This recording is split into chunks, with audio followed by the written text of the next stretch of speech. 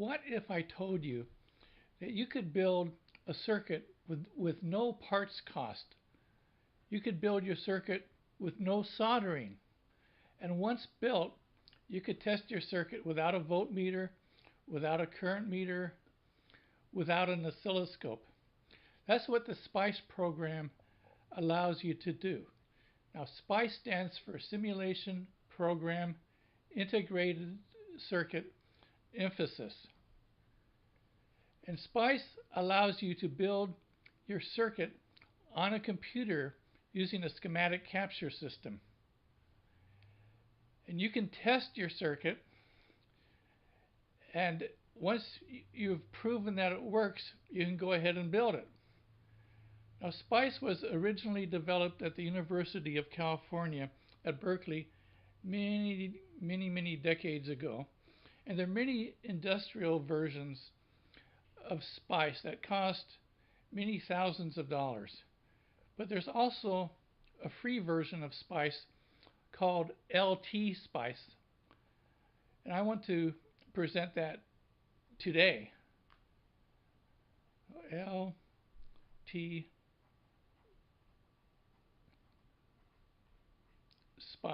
Now, that's a free program. You can download it from the internet and use it on your Windows computer. So I want to analyze a very simple circuit using LTspice. I'm going to analyze a resistor connected to a capacitor where the bottom plate is tied to ground. And I'm going to set my resistor value at 1,000 ohms, 1K ohms. I'm going to set my capacitor value at 100 picofarads. And I'm going to supply an input. It changes very rapidly. And it starts at 0 volts and transitions to 1 volt, and then it remains at 1 volt. And I want to look at the output voltage using LTspice. Now, recall from previous videos that the output will have a slow rise time, and it'll reach 1 volt eventually, but it'll take a while.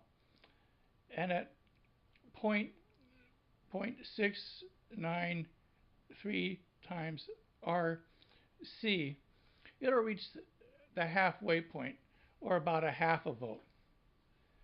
And at 1 full-time constant, which is R times C, which would be in this case 1K times 100 picofarads, which would be 100 nanoseconds. In 100 nanoseconds, the level should reach about 63.2% of the final value. So let's go put this on LTspice and see how this works. Here I've loaded the LTspice program. And one of the first things I want to do is I want to create a new schematic. And it has a bunch of icons at the top here. A bunch of commands that I can execute by clicking on these icons. So I'm going to click on this one at the far left that says New Schematic. Now, the first thing I want to do is I want to grab a resistor. And I want to rotate that resistor. There's a rotate command here. And so let's place this resistor in our schematic. And let's now grab a capacitor. And let's put the capacitor over here. Now I want to grab a voltage source. So there's a component icon that I can select here. And I can scroll over here where it says voltage. And let's grab this device. We'll select OK. And we'll place our voltage source over here.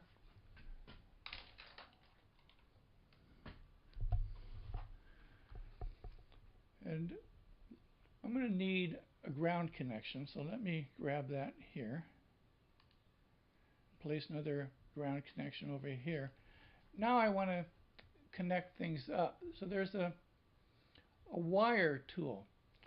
So let's grab that. Let's connect our ground to our voltage source. Connect our voltage source over to our resistor. And connect our resistor to the capacitor. And connect the bottom plate of the capacitor to ground. Now I want to set my resistor to 1,000 ohms.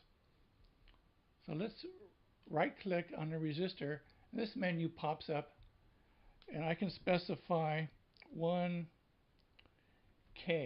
for my resistor value and select OK, and you see it appeared on my schematic.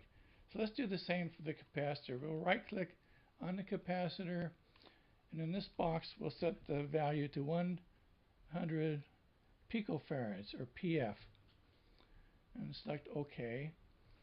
And now I want to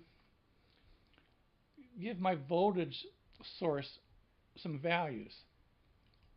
Let's right click on that. I'm going to select Advanced. And there's a thing here called Piecewise Linear, PWL. And I want to select that.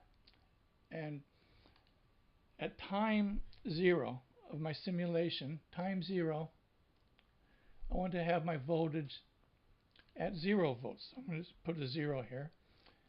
And 1/10 of a nanosecond later, 0.1 nanoseconds later, I want that voltage to be at 1 volt. So I'm going to put a 1 there.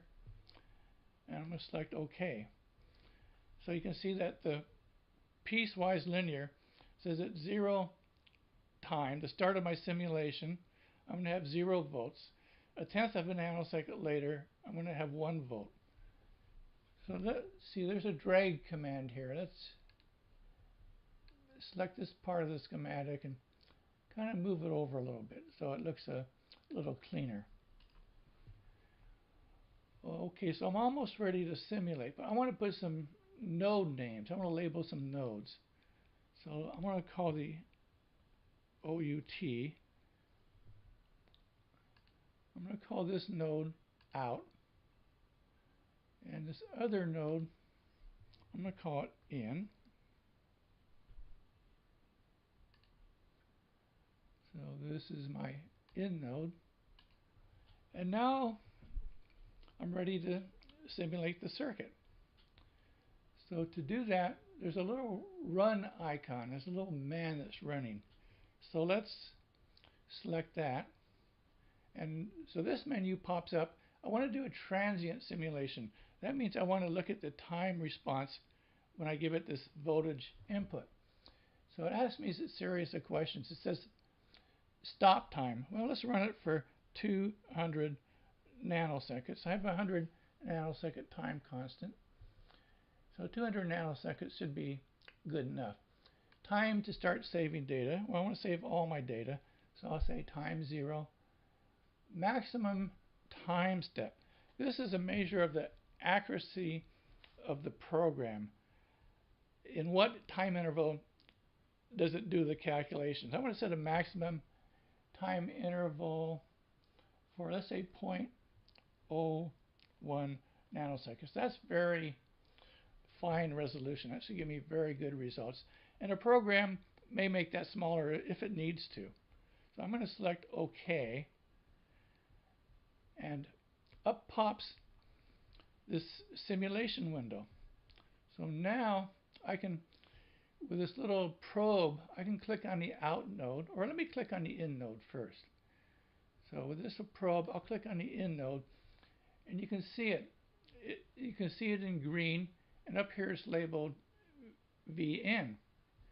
Now I'm going to click on my output node with this little probe and see what it's doing.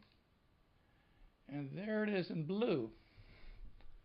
So we decided that at 0.693 time constants, or 69.3 nanoseconds, it should be at the halfway amplitude point at the output. So let's see if we can find, this would be about 70 nanoseconds. So around about this time here, it should be halfway up, or at about half a volt, and that seems to be about right. And at one time constant, which is 100 nanoseconds, it should be about 63% of the way up.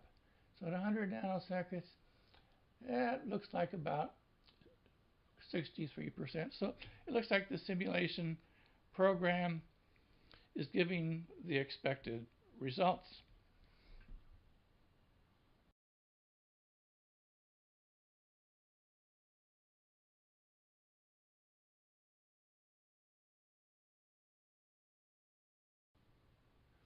What if I told you that you could build a circuit with no parts cost?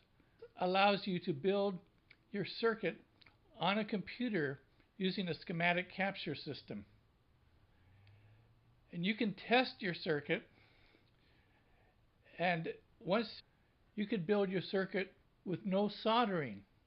And once built, you could test your circuit without a voltmeter, without a current meter, without an oscilloscope. That's what you've proven that it works. You can go ahead and build it. Now, SPICE was originally developed at the University of California at Berkeley many decades. What the SPICE program allows you to do. Now, SPICE stands for Simulation Program Integrated Circuit Emphasis. And SPICE